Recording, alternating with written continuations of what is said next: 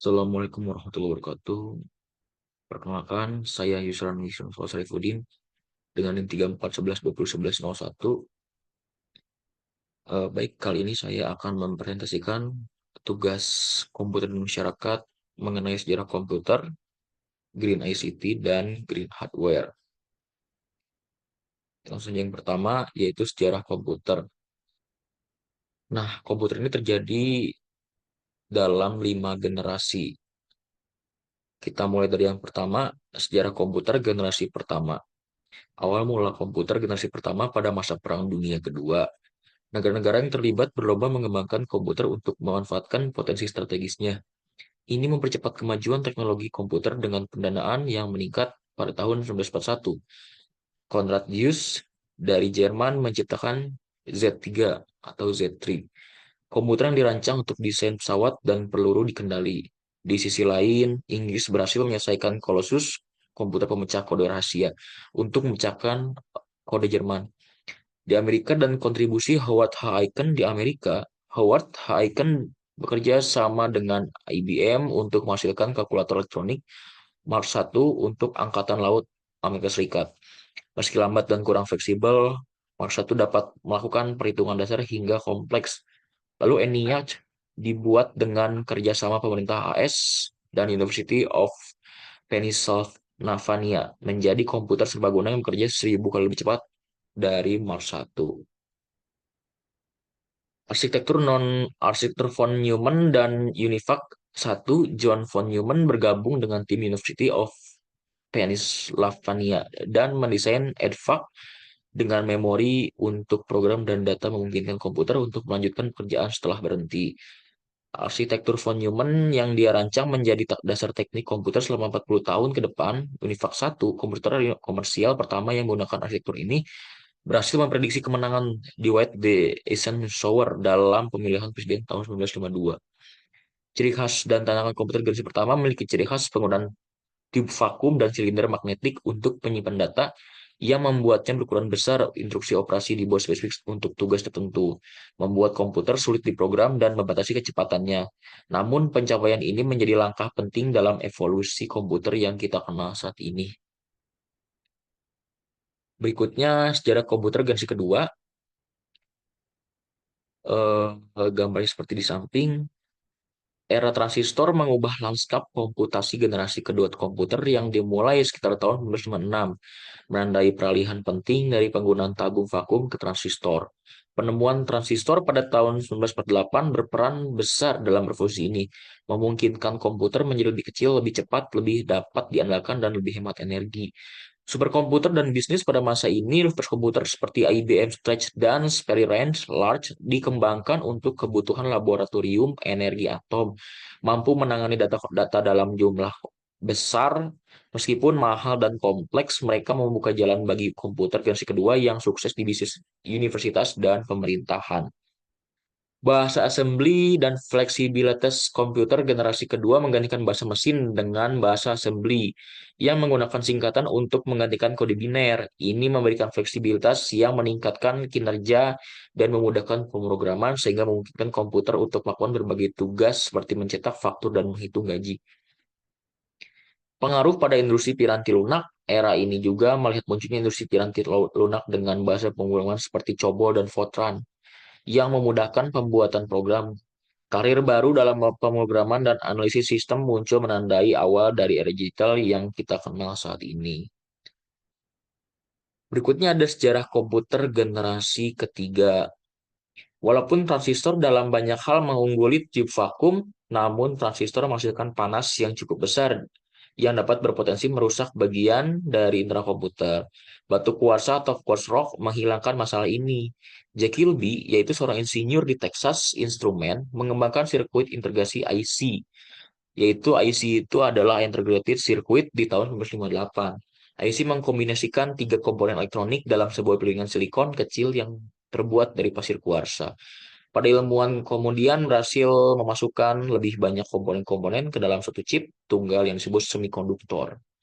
Hasilnya komputer menjadi semakin kecil karena komponen-komponen dapat dipadatkan dalam chip. Kemajuan komputer generasi ketiga lainnya adalah penggunaan sistem operasi. atau bisa kita kenal dengan operating system, yang memungkinkan mesin untuk menjalankan berbagai program yang berbeda secara serentak dengan program-program utama yang memonitor dan mengkoordinasi memori komputer.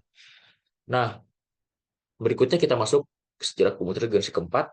Seperti ini, sudah berbentuk seperti PC desktop.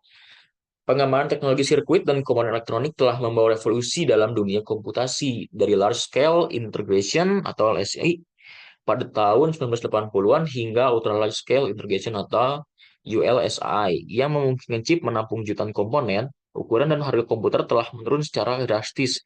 Intel 4004 pada tahun 1971 menandai langkah penting dengan menempatkan seluruh komponen komputer dalam sebuah chip kecil. Ini mengubah paradigma dari IC yang khusus tugas menjadi mikroprosesor yang dapat diprogram untuk berbagai keperluan. Mikroprosesor tidak lagi menjadikan hak prerogatif perusahaan besar. Mereka telah menemukan jalan ke dalam piranti rumah tangga seperti microwave, televisi, dan mobile. Ini membuka pintu bagi pengguna komputer oleh masyarakat umum. Pada pertengahan 1970-an, mini komputer yang mudah digunakan ditawarkan pada konsumen dengan piranti lunak populer seperti pengolahan kata dan spreadsheet. Kemudian video game dan kemudahan penggunaan PC mengubah dinamika pasar komputer. Evolusi berlanjut ke komputer yang lebih kecil dan portable seperti laptop dan palm-top.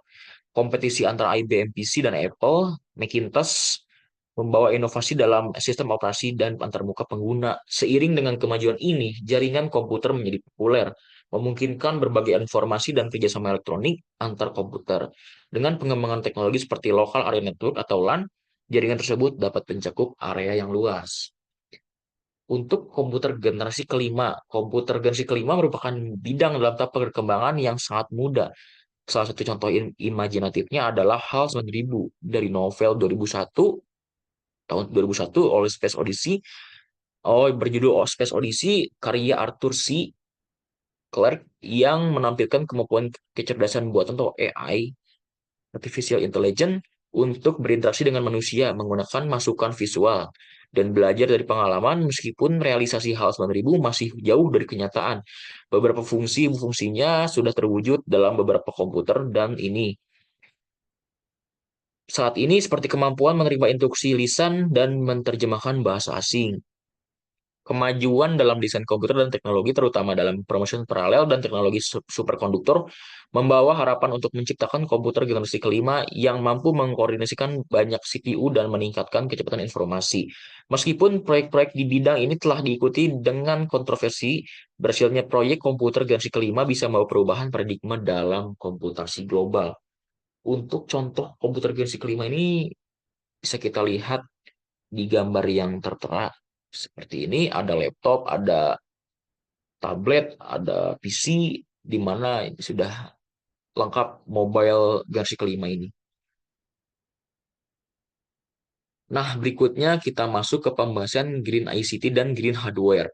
Green ICT atau Information and Communication Technology mengacu pada penggunaan teknologi informasi dan komunikasi yang ramah lingkungan.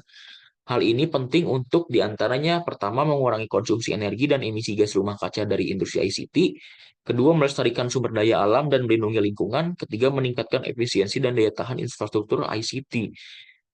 Berikutnya, Green Hardware. Green Hardware adalah atau merupakan perangkat keras komputer yang dirancang untuk pertama untuk menghemat energi dengan konsumsi daya yang lebih rendah, kedua menggunakan bahan yang ramah lingkungan dan daur ulang, ketiga memiliki desain yang efisien dan mudah dibongkar pasang.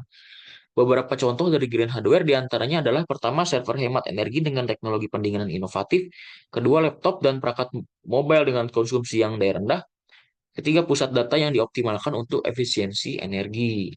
Manfaat dari Green ICT dan Green Hardware diantaranya adalah pertama untuk menghemat biaya operasional dan tagihan energi, kedua untuk pengurangan emisi karbon dan dampak perubahan iklim, ketiga peningkatan citra dan reputasi perusahaan, keempat kepatuhan terhadap regulasi dan standar lingkungan.